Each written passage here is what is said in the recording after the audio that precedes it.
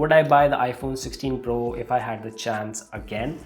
It's been exactly 1 year since I've been using the iPhone 16 Pro, and I'm here to let you know if the phone has held up in the last 1 year. Let's talk about the battery, performance, build quality, and whether you should buy the iPhone 16 right now or wait for the iPhone 17 that is coming in the fall. So let's get into it. Battery life has been a real mixed bag on the iPhone 16 Pro. Apple used to say that the phone will last one whole day with the battery that it has, and I would have agreed if you have asked me 6 months back even. But right now, with the iOS 2.6 updates on the phone, the beta update, the battery has taken a huge impact and it's not how it is supposed to be. After a year, the battery health percentage is sitting at 95% after about 276 cycles, and that's when I set the battery charging limit to 80%, and I rarely charge it to 100%. However, this is especially post software updates for the iOS 26. Background tasks have spiked significantly. Think of it as photo indexing. Now that happens on board. New system features like liquid glass, which is a very GPU intensive UI element. If you're taking a lot of photos and Apple ProRes video footage on the device, the battery takes an even bigger hit. So yes, in short, expect 1 day of battery life with the iPhone 16 Pro, but expect that the initial battery life will tail off eventually. Talking about longevity, let's talk about the body condition. I got this phone in the black titanium finish, and that's what makes this year's Pro feel so premium and durable. I've kept this phone in a cover for most of its time with me, but at times I've taken it out. I have dropped it on the floor and nothing happens to it. The lighter build isn't just about comfort.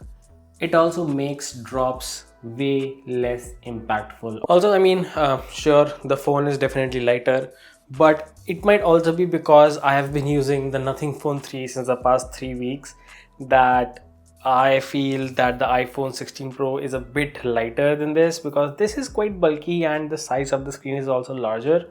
So this can be a big factor that I feel more comfortable with the iPhone 16 Pro. After a year of rough use, the phone has few micro scratches near the speaker grills, and that's it. The frame loves fingerprints, especially on the black color.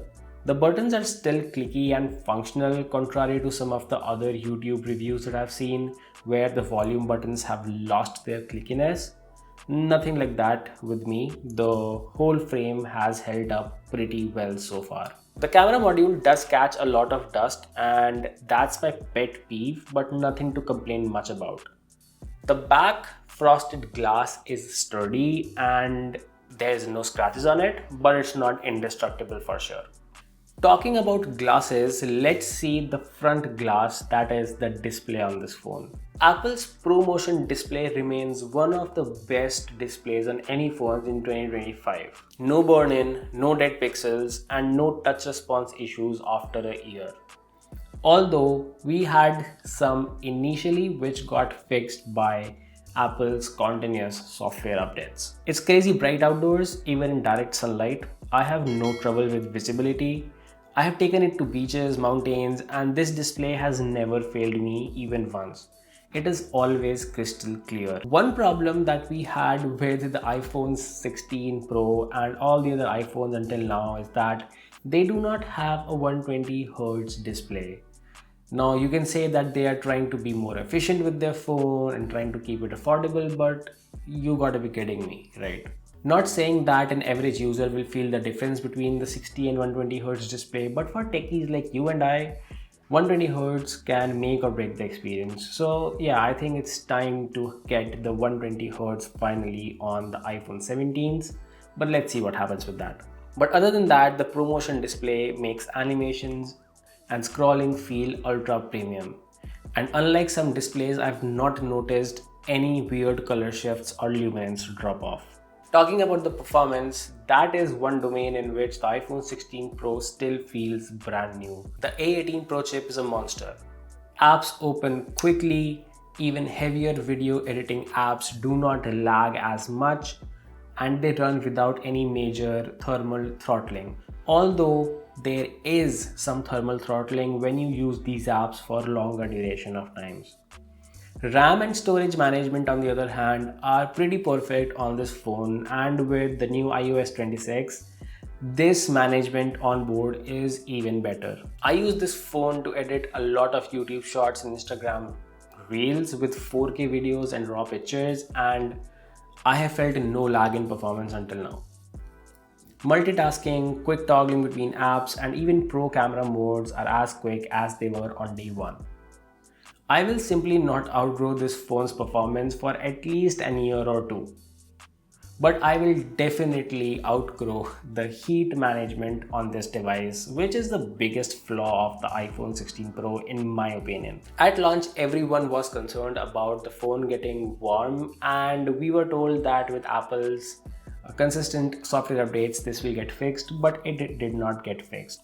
Longer video shooting sessions, especially in ProRes log format, or if you're shooting raw pictures in 48 megapixel, or just using Apple CarPlay while charging your phone, will definitely warm up your phone. And when I say warm, I mean very uncomfortable to touch, and I have to let the phone rest before I can even start using it again. iOS 26 was recently launched as beta for developers and public, but it has a long way to go. It definitely gives a fresh feel to the phone after an year, with new widgets, better customizations, and many upgrades under the hood.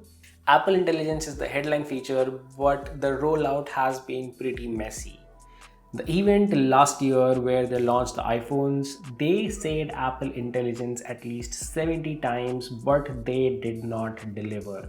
They are still far behind the Google Gemini, for example, in that context. The worst part about it is that it often asks me if it should search on the web or use ChatGPT for the search, and there is no way I can set it to a default search engine, and I hate it.